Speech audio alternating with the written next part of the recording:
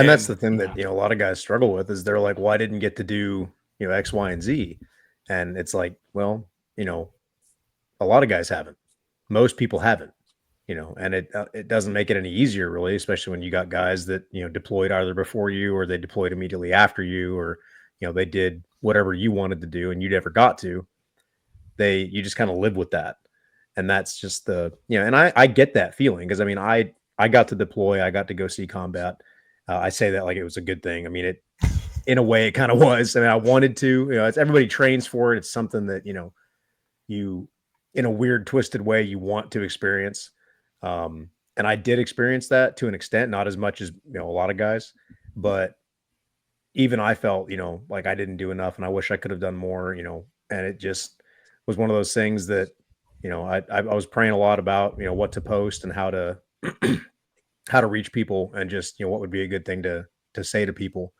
And I spend a lot of time doing that, just trying to come up with content and just praying over it.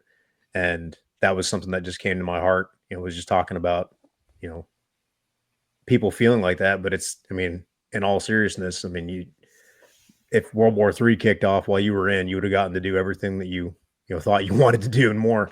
But we have to play the hand we're dealt. And then, we have to deal with all that comes with it. Because if you got what you wanted, you'd have a whole nother set of baggage that you'd be dealing with, so it's just, you got to play the hand you're dealt.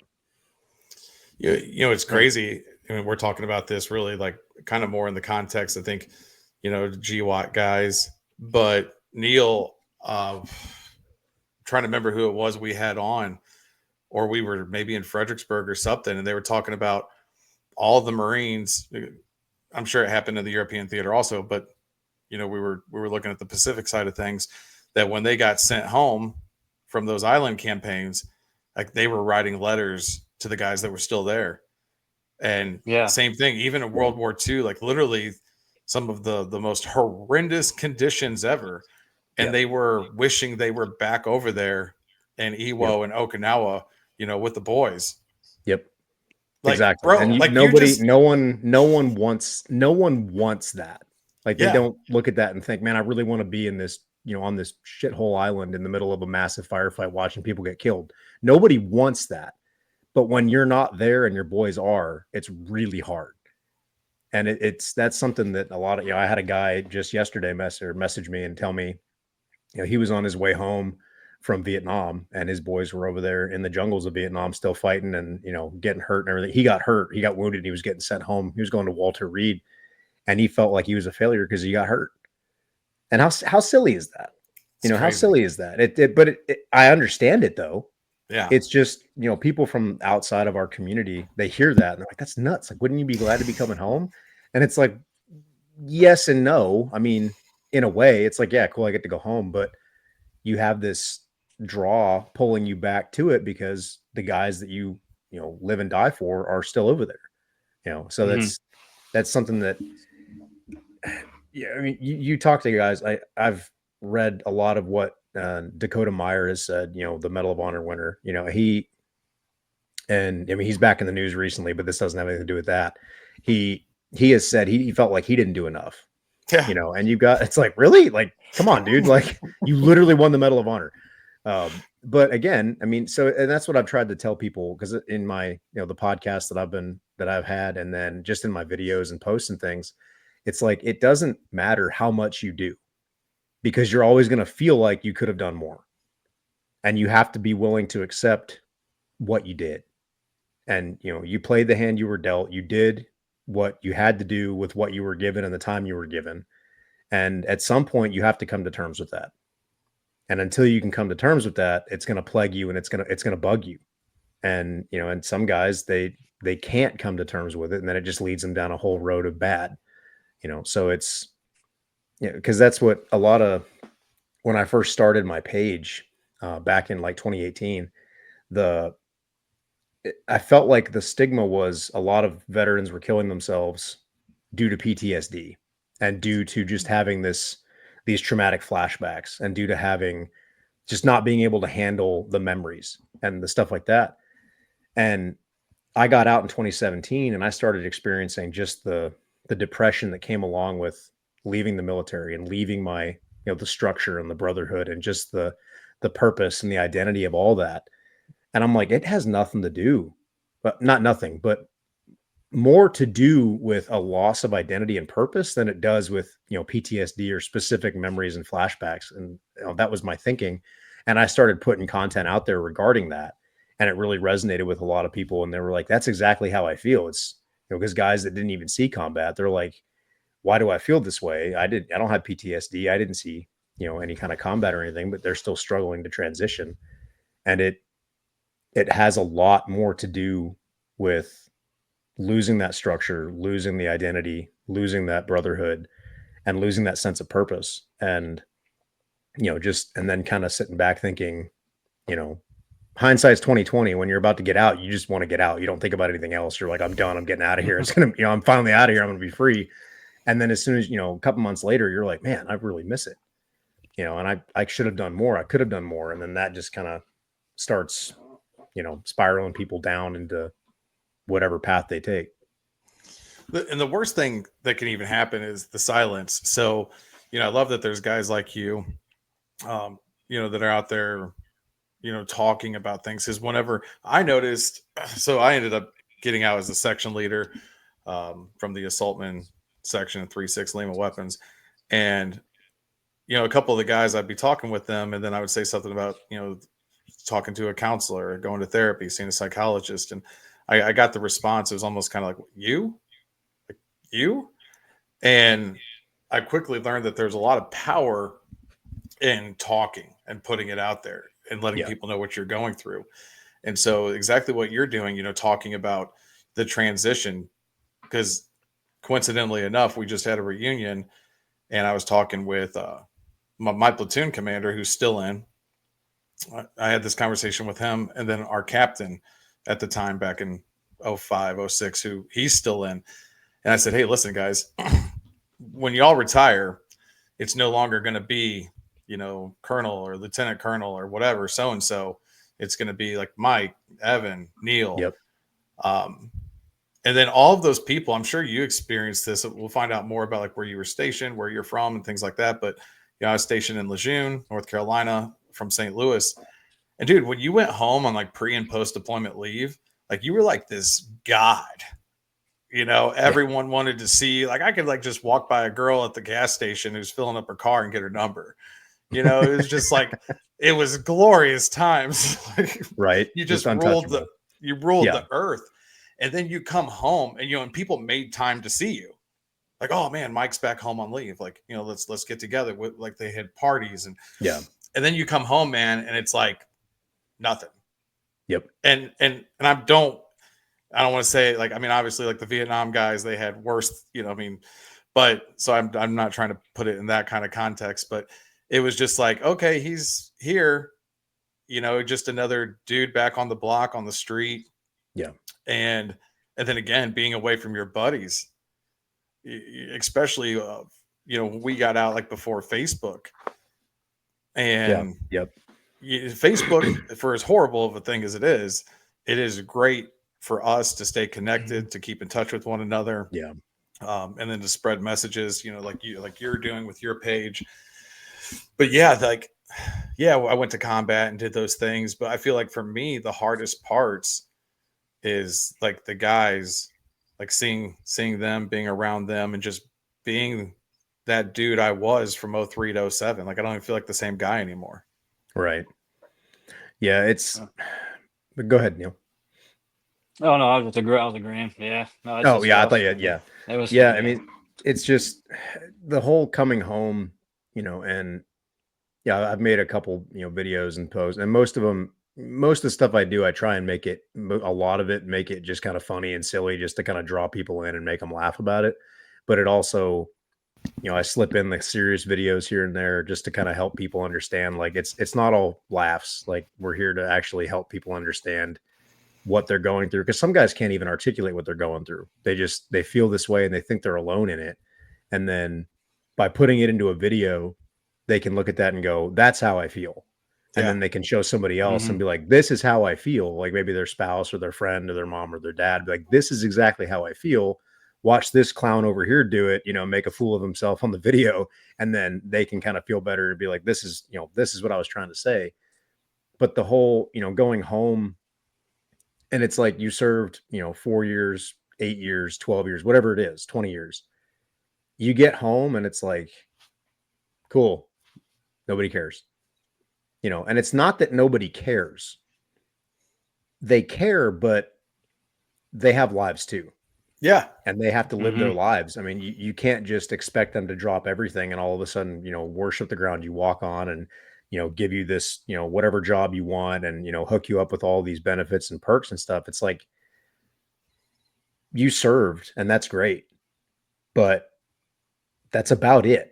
I mean, you're not going to get a whole lot more from people. You'll get a thank you for your service here and there. You'll get you may get someone that wants to come talk to you, and you may meet a veteran somewhere that you can relate with and talk with. But unless you intentionally go and make friends and find someone to talk to, they're not going to come to you to talk to you about it. Most people don't even know how to talk to you about it, or just even how to talk to you, because they're just afraid to talk to you in general, because they don't know, not that they're afraid of you, they just can't relate necessarily, and they're afraid to even try because there's that stigma of, well, you can't understand what I've been through, so don't talk to me. And it's like, you're right, they can't, but that doesn't mean you can't talk to them. That doesn't mean they're not human beings and they can't, they have their own experiences too. Mhm. That, a lot of people that I've met, some of the best people I've ever met, never served in the military. They could have, and they would have done great, but they never did. That's fine. And they're great friends and they're good people. And I can share with them my thoughts and, my struggles. And I talk with them, especially guys that I've met at church, guys that I talk to, and I can share with them. And yeah, they don't understand specifically military things, but they can understand everything that I'm going through from a different perspective. And they can add their advice from their perspective into my life. And that helps too. And I find that it's, not simply talking to just veterans all the time is enlightening as well, because it helps me realize, okay, veterans aren't the only ones struggling with this. Veterans are just people just like these guys, and they're struggling with it just as much as we are, just in a different way. Mhm. And I think by helping break that stigma of, I can only talk to a veteran because they're the only ones that can understand what I'm going through. Maybe, but not necessarily. And if you don't ever give anybody a chance, you're never going to know. And you're just sitting there, burying it inside, and then you're isolated and alone. So, Yeah. Man, And a lot of times, so like when my dad passed in 08, like, and talking about how people don't come up and talk to you because they don't know what to say. So my dad was a preacher, one of the preachers at the church, and another one was there. And I remember when they pronounced him, when they called it in the emergency room, like I went outside and I dropped to my knees. I started throwing up. Like, I was just like so upset. And what I noticed is he was like, I don't know, about 10, 20 yards off to the side. He was just standing there watching. And I don't know, maybe later that night or the next day or something, I went up to him. I said, "Hey, I noticed you were there. I just wanted to say thanks. Even though you didn't come up, you were there." And his reply was, he's like, "Well," he's like, "honestly, man," he's like, "I was scared to come up." Like, he's like, "A, I didn't know what to say, and B, like, I didn't know what you would do." Yeah. So Yep. sometimes the people who not talking to us, again, like you said, it's not that they don't care. Yeah. They just don't necessarily know how, or Right. how we feel like, we haven't done enough in service, this, that, or the other things. There's sometimes people that feel a little bit inferior as well because they didn't serve. Yep. And, I always try to tell them, I'm like, it's okay. Yeah. You're like, it's okay. Like we can't, all of us couldn't have gone. There wasn't enough room. Yeah. Mhm. Yeah. Like the Yep. country still had to go on. People need to do different things. Like, it's okay. Like, don't Yeah. feel inferior especially if you had an injury or something like that and couldn't go. Right. Well, I posted a video the other day talking about, like it makes, and again, it's a joke, right? But some people took it seriously, and I get hate comments all the time. People get butthurt about everything. But anyway, I had made a video talking about how this guy in the video says, like, well, I was going to join, but I would have punched a drill instructor in the face. And then anyway, it's just a funny video. But a lot of people came on there and they're like, I was going to join, but I'm deaf in my left ear. I was going to join, but I'm blind in my right eye. Or I was going to join, but I had scoliosis surgery. And I made another video addressing that. And again, it's another kind of silly video where the guy's like, I was going to join, but, and then I interrupt him and I go, I don't care. And he's like, well, I was going to tell you a good reasons. I don't care. I'm not judging you. Right. We're not joining. Like, there's no judgment until you say I was going to join, but I'm not judging you. Once you say those words, I probably start judging you just a little bit. Like, right. I'm starting to think, maybe this guy, you know, I don't know. But because I had this conversation with a guy, you know, one of the guys from church. He said something about how I could never understand what you've been through. And, you know, he started going on, making it out to be like I was some amazing person because I joined the military. And I was like, dude, don't do that. Like, I'm not any better than you because I joined. I'm just different. Like, I just have a different experience. And it really bugs me when people, you know, because my brother-in-law wanted to join the military. My dad wanted to join the military. Neither of them did.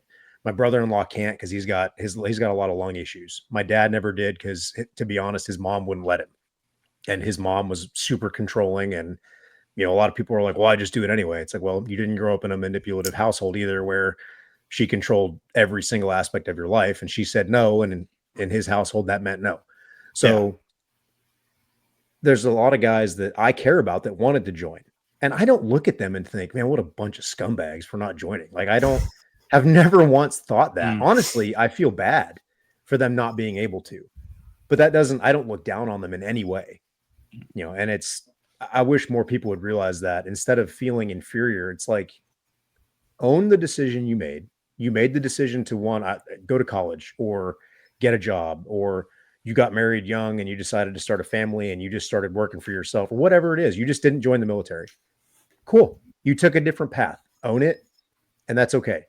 Like, there's no judgment for me. I don't sit there and think, oh, this scumbag never joined the military because he's weak. Like, I've met dudes that are 10 times tougher than I am that would have been perfectly fine in the military. They just didn't join.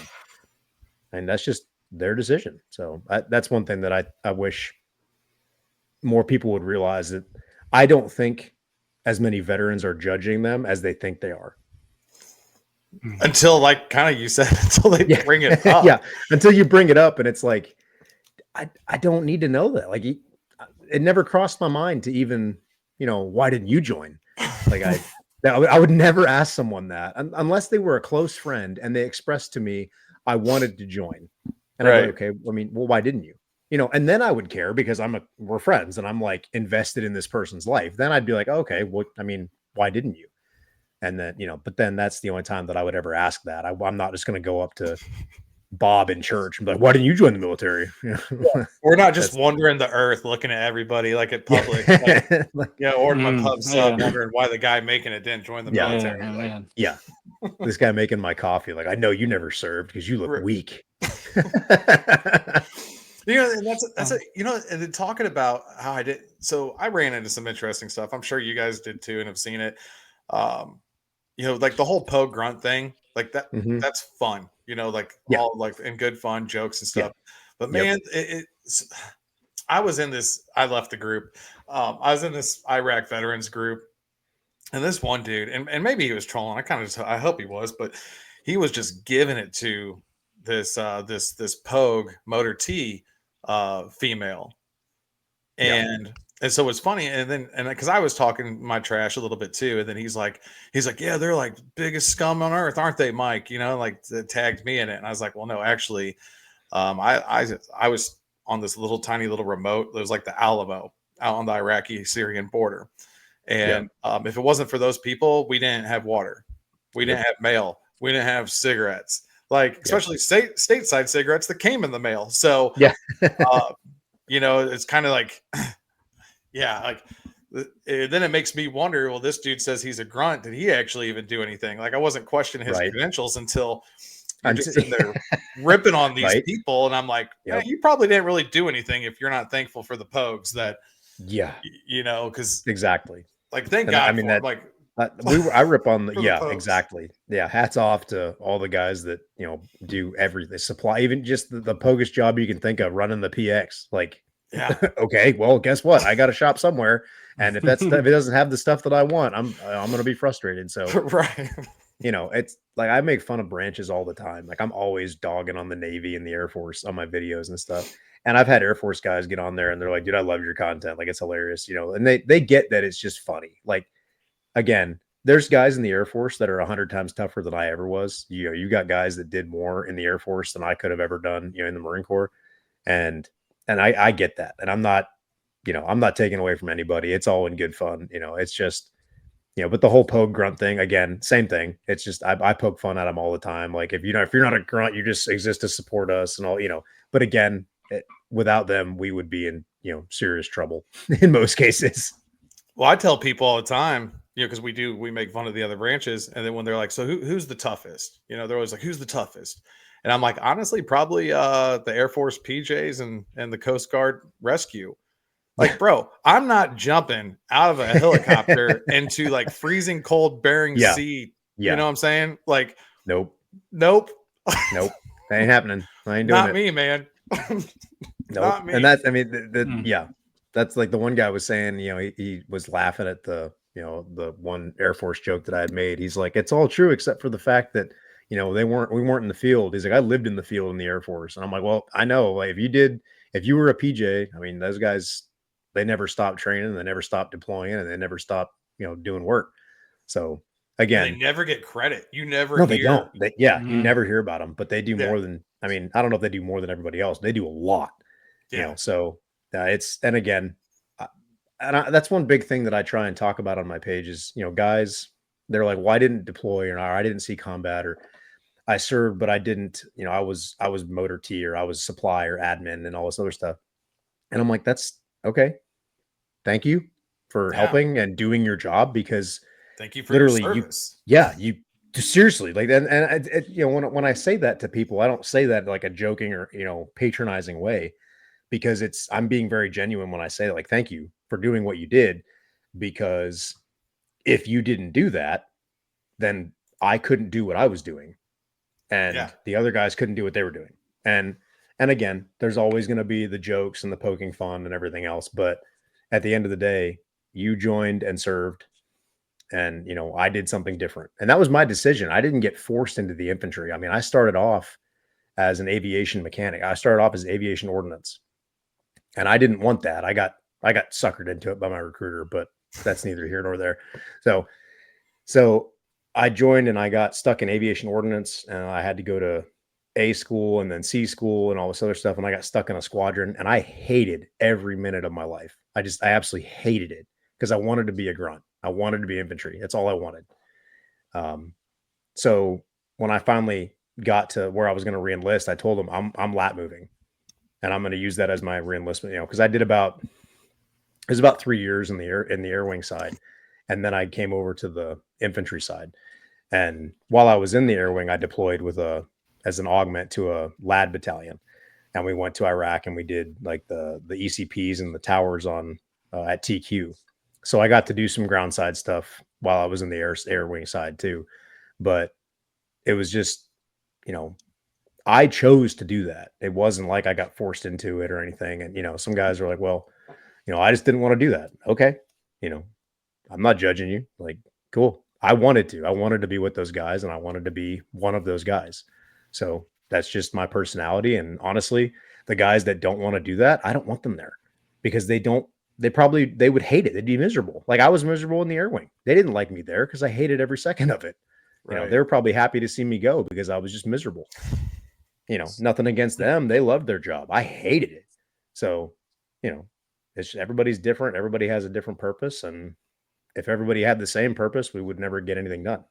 So it's like that meme of that guy, and we will always make fun of it. But he had a tattoo that said, "Bullets don't fly without supply."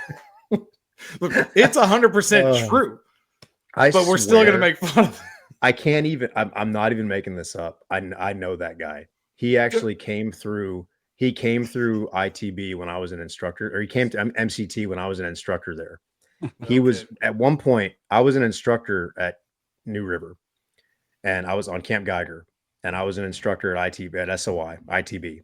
So there's the infantry training battalion, and you got the Marine combat training for everybody. Being that I went through MCT, first, and then I came back as a corporal and went through ITB. I've been through both, but then I was an instructor there too. He was one of the MCT students that us as ITB instructors had to push through because they had too many. So they sent them to us for the basic infantry portion. He was one of them. Wow. So I saw that picture and I was like, you clown. I was like, yep. Awesome. I can't remember his name, but I saw him and I was like, yep. Because he used to sit there and talk smack all the time. And then he got that tattoo and I was like, oh, Lord. Yeah. That's hilarious. It's not wrong, you know. It's true. It was a little much, I think. A little much for me, but it was true.